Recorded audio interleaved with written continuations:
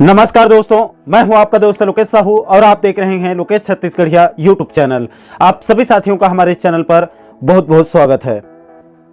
दोस्तों, इस वीडियो के अंदर हम कल जो केंद्रीय अंतरिम बजट 2024-25 को पेश किया गया है उससे देश के किसान, कर्मचारी, पेंशनर्स और आम टैक्स पेयर को निराश कर दिया है। उनके उम्मीदों पर पानी फिर गया है। इसी को हम इस वीडियो के अंदर समझने की कोशिश करेंगे। दोस्तों, जैसे कि आप सभी साथियों को पता होगा कि कल 1 फरवरी 2024 को केंद्रीय वित्त मंत्री निर्मला सीतारमण जी ने मोदी सरकार की अंतरिम बजट को पेश कर दिया है। दोस्तों, यहाँ पर आप लोगों को ये भी बता दूं कि लोकसभा चुनाव पूर्व केंद्र सरकार पूरा बजट पेश नहीं करती है, बल्कि उस एक चुनावी साल भर के लिए बजट को दो हिस्सों में बांटकर पेश किया जाता है।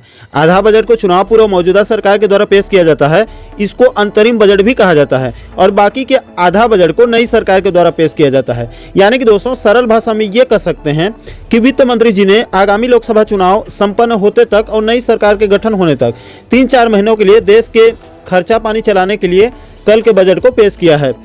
दोस्तों, वित्त मंत्री निर्मला सीतारमण जी ने अंतरिम बजट 2024-25 के संबंध में सदन में कुल 1 घंटे तक जो भाषण दिया है, जिसमें मोदी सरकार के पहले और दूसरे कार्यकाल में देश के विकास के लिए मोदी सरकार ने क्या क्या काम किया है और कौन कौन से योजना परियोजना अभी चल रही है और आने वाले भविष्य में सरकार ने देश के उन्नति विकास के लिए कौन कौन से विजन को लेकर काम कर रही है, इसके संबंध में जो भाषण दिया गया है उसको लगभग 30 पेज का एक PDF जारी किया गया है, जिसमें कुल 97 पॉइंट पर लंबा चौड़ा बताया गया है। दोस्तों, इस PDF को मैंने खुद 2 बार शुरू से लेकर लास्ट तक विस्तारपूर्वक अध्ययन किया है। हालांकि दोस्तों, इस PDF को अगर शुरू से लास्ट तक इस वीडियो में विस्तारपूर्वक बताया जाए तो वीडियो तकरीबन 2-3 घंटा का लंबा हो जाएगा। इसलिए दोस्तों, इस PDF को हमारे टेलीग्राम चैनल पर अपलोड कर देंगे। आप चाहें तो वहां से डाउनलोड करके आप विस्तारपूर्वक अध्ययन कर सकते हैं, अच्छे से पढ़ सकते हैं। दोस्तों, अंतरिम बजट 2024-25 को लेकर देश के कुछ प्रमुख अर्थशास्त्रियों की माने तो अंतरिम बजट ने देश के किसानों, कर्मचारियों और पेंशनर्स के साथ साथ तमाम टैक्स पेयर को भी निराश कर दिया है, हताश कर दिया है। उसी के बारे में हम आगे बात करने वाले हैं। तो चलिए दोस्तों, एक एक करके समझ लेते हैं कि आखिर केंद्रीय अंतरिम बजट 2024-25 ने इन वर्गों को कैसे निराश किया है। दोस्तों, सबसे पहले देश के किसानों की बात करें तो लोकसभा चुनाव को देखते हुए देश के तकरीबन 11 करोड़ किसानों को उम्मीद थी कि उनको जो प्रधानमंत्री किसान सम्मान निधि योजना के तहत साल भर में 3 किस्तों में 6,000 रुपये यानी कि 2-2 रुपये करके 6,000 रुपये प्रति वर्ष सहायता राशि मिलती थी। इस बार किसानों को उम्मीद थी कि जिस हिसाब से देश में दवाई, खाद, कीटनाशक और बीज से लेकर खेती किसानी से जुड़ी चीज़ों पर दिन रात जो महंगाई बढ़ रही है, दिनों दिन खेती किसानी महंगी होती जा रही है, उसे देखते हुए इस बार किसानों को उम्मीद थी कि ये मोदी सरकार की अंतिम बजट है। इसके बाद लोकसभा चुनाव शुरू होने वाला है। ऐसे में किसानों के लिए प्रधानमंत्री किसान सम्मान निधि के राशि में वृद्धि होने की वहां पर उम्मीद थी, लेकिन ऐसा नहीं हुआ और किसानों को बड़ा झटका लगा है।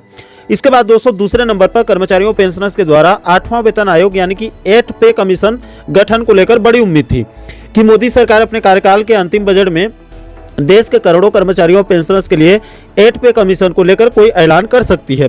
दोस्तों, यहाँ पर आपकी जानकारी के लिए बता दूं कि 1 जनवरी 2026 से देश में 8वें वेतन आयोग की सिफारिशों को लागू किया जाना है।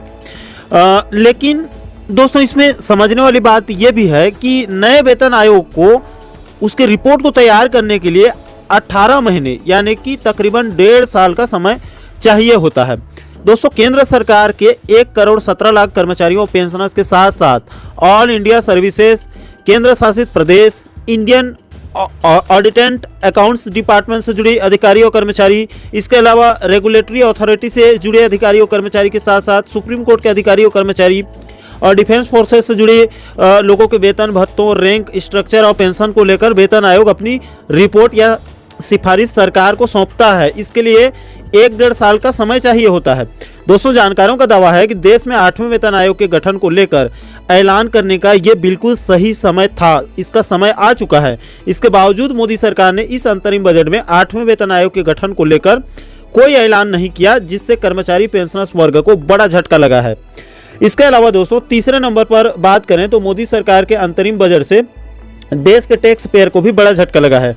दोस्तों, इस अंतरिम बजट में आम टैक्स पेयर या वेतन भोगी वर्ग को उम्मीद थी कि केंद्र सरकार ने टैक्स के बोझ को कम करते हुए टैक्स कटौती में कुछ राहत दे सकती है।